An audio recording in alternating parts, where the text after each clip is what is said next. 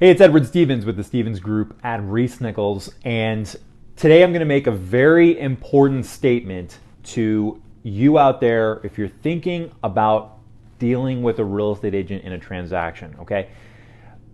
Guys, a lot of you have either never worked with a real estate agent before or it's been a long time, and when you engage with a real estate agent, it's going to be one of the most important hires that you make.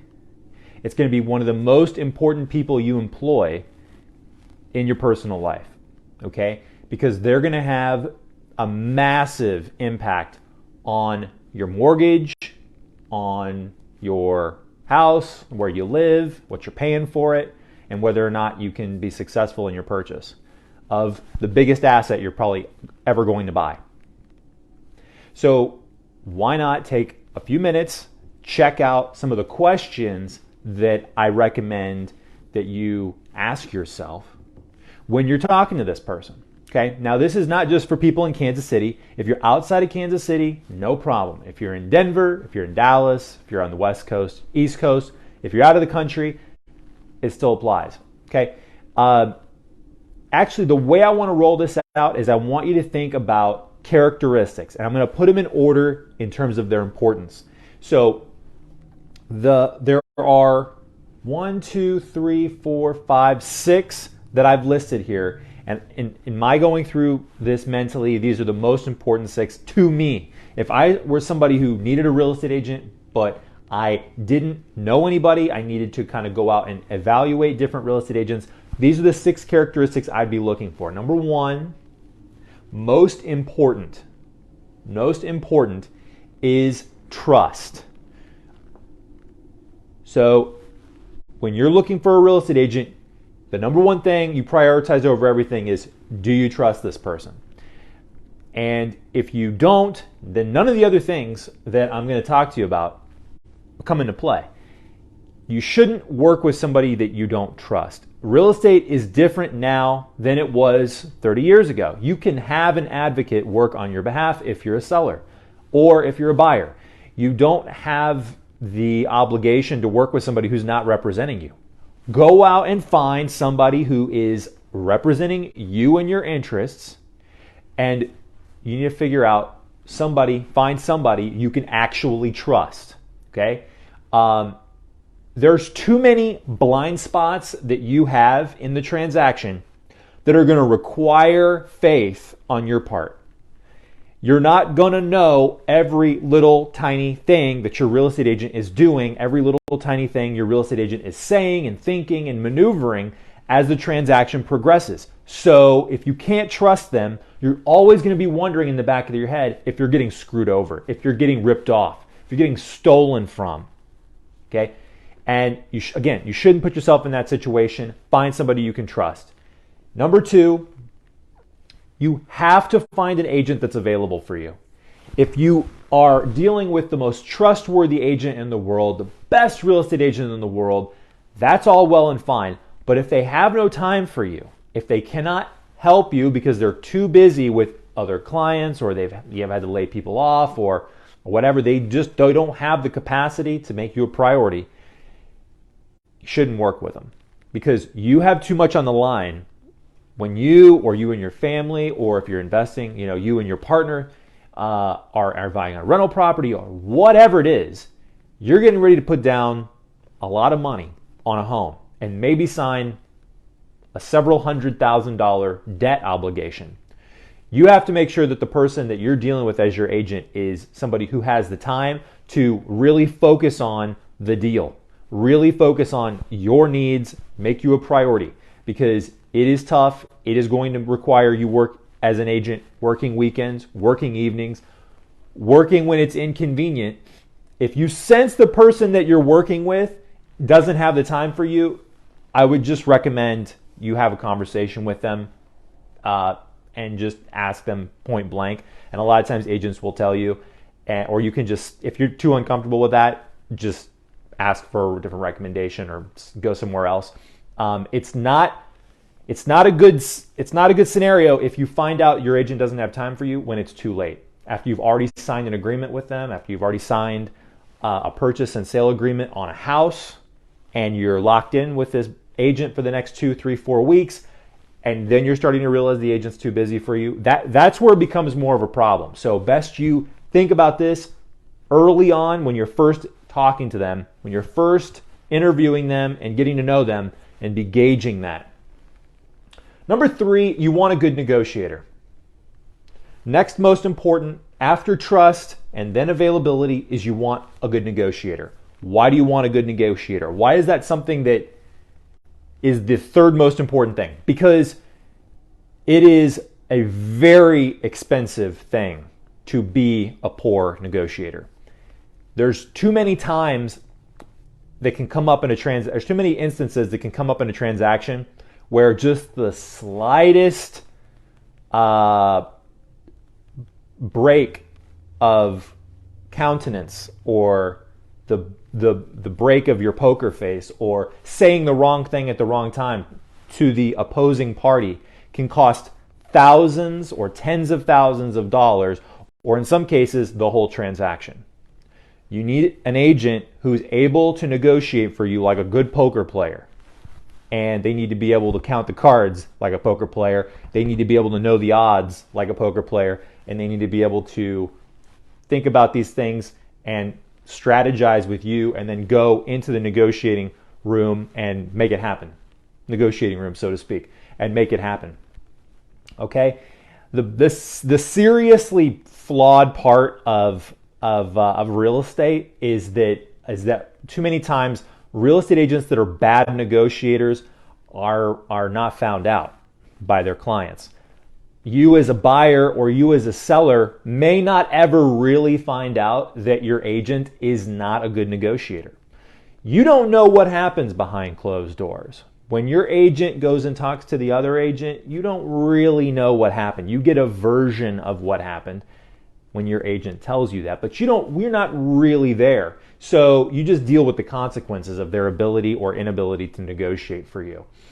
You do get a glimpse of how they will negotiate for you, however, when you see them work with you, if you're a seller, when they're negotiating their own commission and their own services. So, side note, if you're listing your home and you're dealing with a real estate agent, the way that real estate agent presents the information to you, his or her countenance, his persuasiveness, the way he's able to negotiate or she is able to negotiate commission and services and get you through that contract, is probably an indication of how they're going to be able to negotiate for you.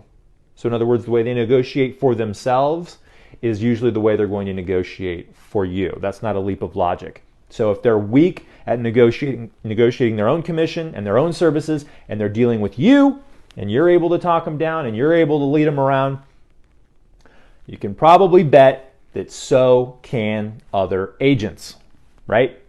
Number 4, after you have trust, availability, negotiation, number 4 is, I would say, being proactive.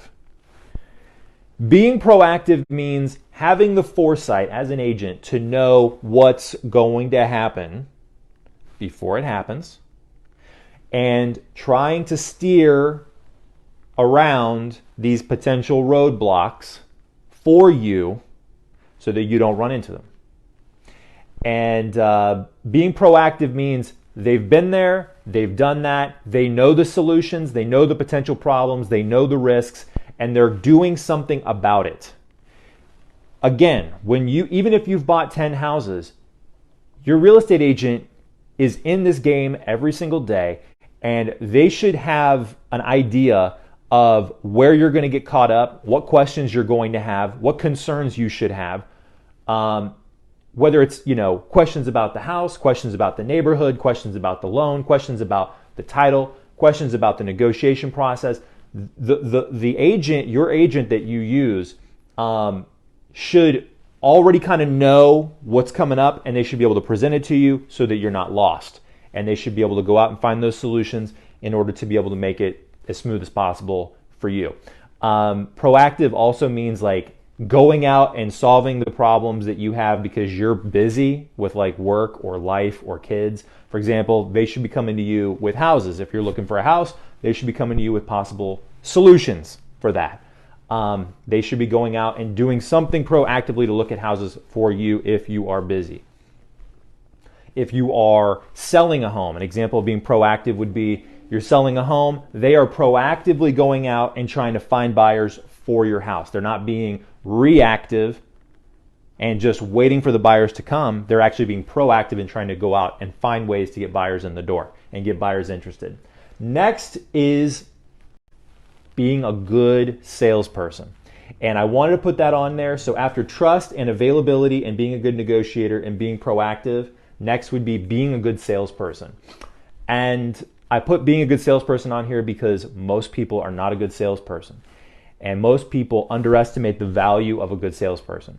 So when you're selling your home or you're buying a home, being a good salesperson is not maybe your job. You need to bring somebody in who already knows how to do that.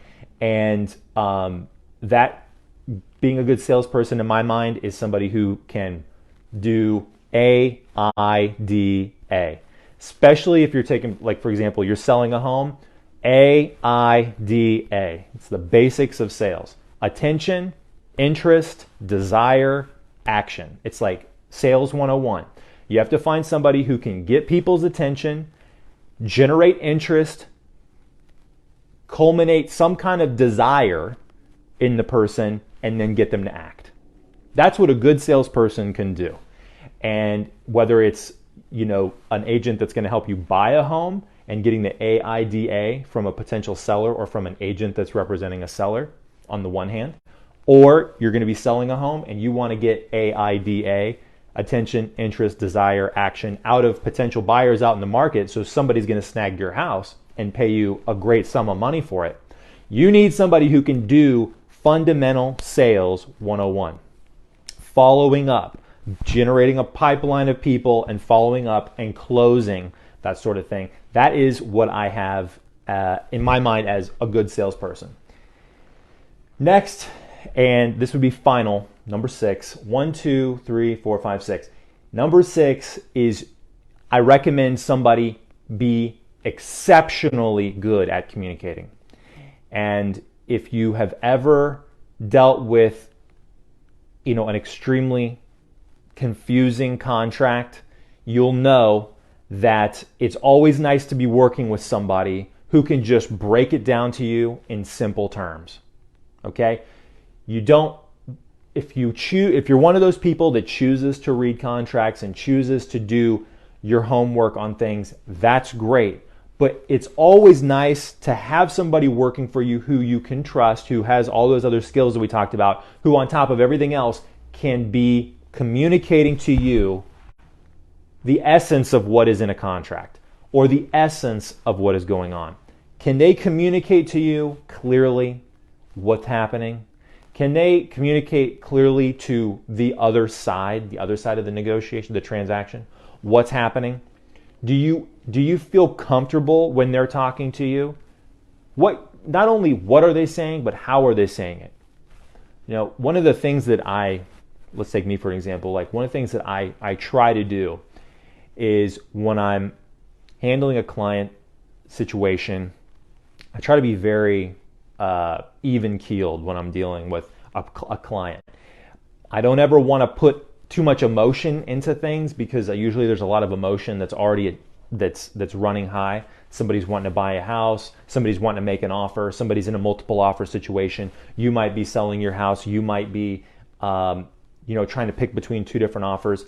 When I communicate with people, I try to be very middle of the road intentionally because I've, in my younger days, gotten excited, and that unnecessary excitement and energy that I put into a situation a lot of times it used to make clients feel uncomfortable. It used to make clients like overheated. If I'm like, somebody's like, oh yeah, I like this house. And I said, that's the best house ever. You ought to buy that house. It actually would have like a negative effect on people's confidence, right? So for me, now what I try to do is I just try to communicate everything relevant about the house and try to help them by being as lukewarm as possible. I'm excited for them, but I'm going to try to be as lukewarm as possible. That's just one example. But try to find somebody who's a good communicator, because there's too many things that are happening that you need to be aware of. And if they can't break it down to you in layman's terms, then you're probably going to start to feel stressed. You're probably going to start to feel angry. And especially if they don't communicate some important detail, you're going to get mad, because the last thing you want at the end of the day is to sign something that you didn't understand, that your agent tried to explain to you and failed to explain to you. So, Edward Stevens with the Stevens Group at Reese Nichols. Whether you're shopping for a real estate agent in the Kansas City area, or you're shopping beyond, you're somewhere else in the metro, outside of the metro, I should say, nationwide or even internationally. Try to think about these characteristics when you're shopping for a real estate agent. I'll also say this: usually you're not shopping for a real estate agent. You're shopping for a home, or you're trying to sell your home, or you're trying to buy a home. But look at the agent as the vessel to be able to get you where you want to go. And since most real estate transactions use a real estate agent, why not think of these characteristics that we went over today and use them when you're talking to different agents? Hopefully it helps. It will save you a lot of time, energy, stress, and money. Edward Stevens from the Stevens Group at Reese Nichols. Have a great evening, and I look forward to seeing you one day at the closing table.